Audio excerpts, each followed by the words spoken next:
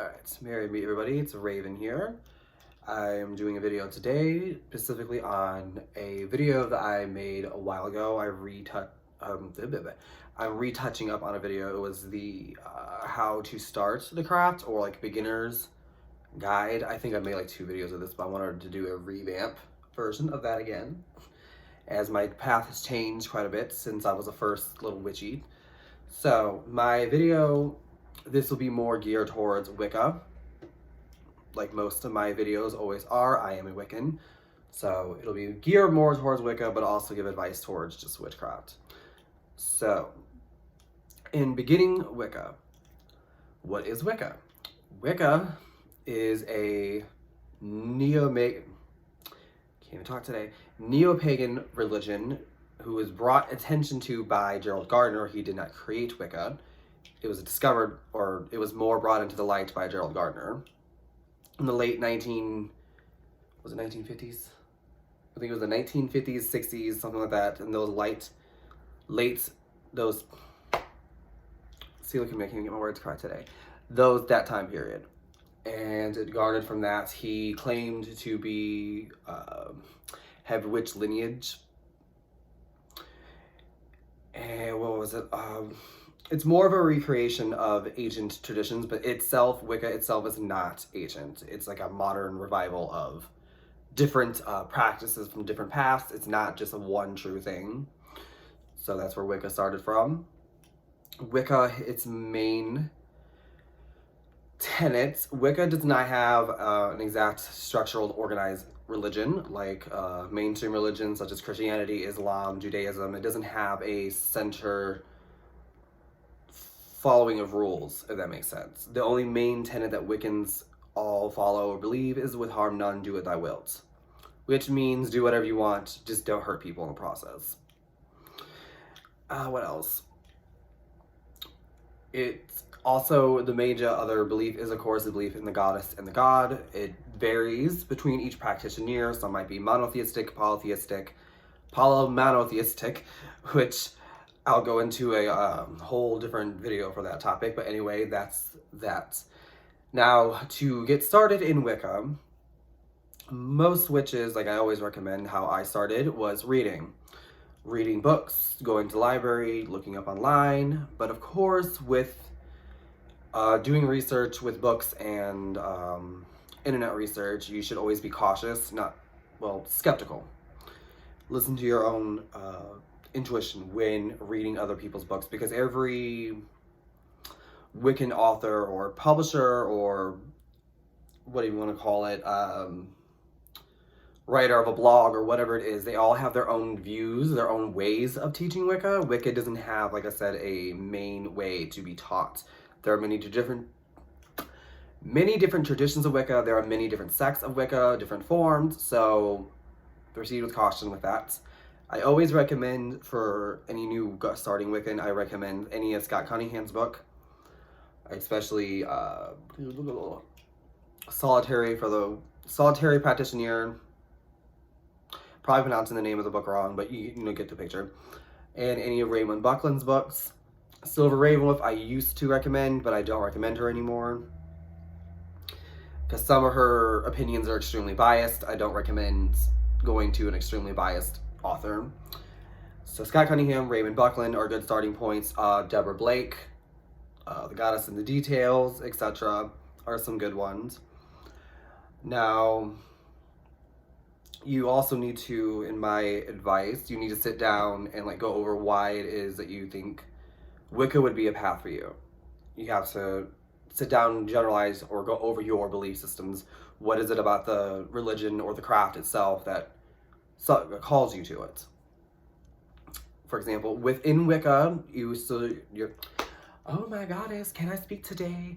You're supposed to do a year and a day, which what a year and a day is you basically, for a year and a day, you study, you don't necessarily claim yourself as Wiccan yet. You're supposed to do it in a coven setting to be initiated, but times have changed since then, and people can initiate themselves or proclaim to the gods and God that they are Wiccan. That's what I did. I didn't know any coven members. I didn't know any Wiccans.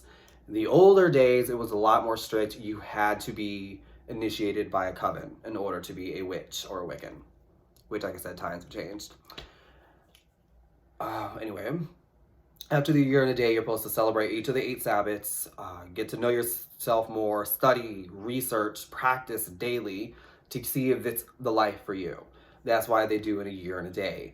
And then after the year and a day, you decide to be either initiated into a coven, depending on the coven settings, because some covens require you to do that longer, but the traditional is a year and a day, or initiate yourself into the path, which is what I did. I did my year and a day, and it just called to me. Now, starting off with tools, the main thing is, like, I noticed even me, when I first started my path, I was like freaking out because I didn't have all my tools. I didn't have my cauldron, my athame. You don't need these tools. You are the extension of the magic. But it's usually always beginners who want to use tools. You don't need tools. The tools are just there to help you focus the energy more. You are the energy of the tools, if that makes any sense. The energy, the hell was that? Oh, that's my speaker. The energy is within you. Don't mind that my speaker died. The energy is within you. So with starting this, especially if you're a teenager or a younger Wiccan, which check with your parents first about using candles and stuff like that. I know it's so cliche to say this, but safety comes first with candles and knives, athames. To go to Goodwill. Go to Goodwill, Dollar General. They have all kinds of shit you can use for your beginning of your crafts. Like, what example? They have cheap candles at the dollar store. They have LED candles if you're not allowed to burn candles in your home, which I know it sucks. I hate burning LED candles. But it's something for now. That's what I had to use when I first started my craft because my parents still did not feel comfortable with me burning candles in the house. So that's what I had to use. You gotta go with what you got. They got dollar candles. They have little glass bowls you can use as your offering bowls. They have, what else at the dollar store? They have wine glasses that you can use as cheap chalice. They have all kinds of stuff. You can also go to Michael's, you can go to Packetans, Goodwill might have things. Your wand, you can make that by yourself. Just go out to nature, pick up a stick off the ground that calls to you and decorate it any way you want. It doesn't have to have a crystal on it, but that's how you do it. Let me tell you, in Goodwill too, honey, Goodwill, you can find like sometimes random statues, a shit ton of candles, all kinds of good stuff from Goodwill. So I recommend doing that if you're a starter. And then after you kind of got yourself established, after the year and a day, got your basic tools set up, keep studying, keep practicing, keep reaching out on the internet if you can to other witches and learn and grow different experiences. And eventually, with time, you will keep practicing and doing your own thing. You'll eventually start writing your own rituals, writing your own spells. Now, this is one thing I do advise. A lot of witches will tell you do not do spells from books by the book. You don't need to. You don't need to follow a ritual by that book. You don't need to do the spell by that book. But I always say when it's a new witch, usually, there's nothing wrong with it. There's nothing wrong with using someone else's spell or someone else's rituals. It's why they're written in a book. I, from time to time, don't mind copying or grabbing a spell out of a book, but of course not, I tweak it every once in a while if something doesn't sit well with me. But to a new witch or a new Wiccan, they're not going to know this, so there's nothing wrong with them following it by the book. As the more they practice and the more they grow in their craft, they will make their own spells and rituals, so don't feel discouraged if you use spells from a book.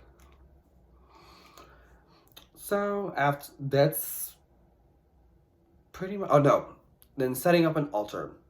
An altar, especially if you're in a religious household that does not allow you to practice Wicca, don't let them know I'm telling you this. Because I got yelled at by people on here before, don't encourage my kid to do this. Whatever. First, safety comes first. If your parents do not feel comfortable with you burning candles or incense, don't do that. You don't need to. You don't need those items to practice the craft. Simple altar, just a simple one. Very, very simple. All you need is a seashell, a rock, a feather, and maybe like a bowl of water or a seashell or something like that. Something to represent each of the 4 elements. And like a piece of art that you find very beautiful, like of some kind of model or something, like some kind of representation of male, female energy. And boom, right there you have a little simple altar that's easy to disguise as something else if you live in a religious household. If you do not live in a religious household, then this is easy as hell. Literally all an altar is any flat surface that is used for the purpose of either worship, honoring deity, working magic, ritual, meditation, focusing on certain intentions. That's all an altar is, and it's very easy as hell to set up, which I will be doing in my next video. I will be doing altar 101s, which I'll go over, which I'm still trying to research more into like the history of the uses of altar besides Wicca and witchcraft in different religions, and how to, if you can see mine's elaborate as a living hell. It doesn't need to be elaborate, it can be simple. I'll be going over how to, like a guideline of how to set up an altar. I'm not going to tell you how to set up an altar. Okay, so until next time, merry part and blessed be.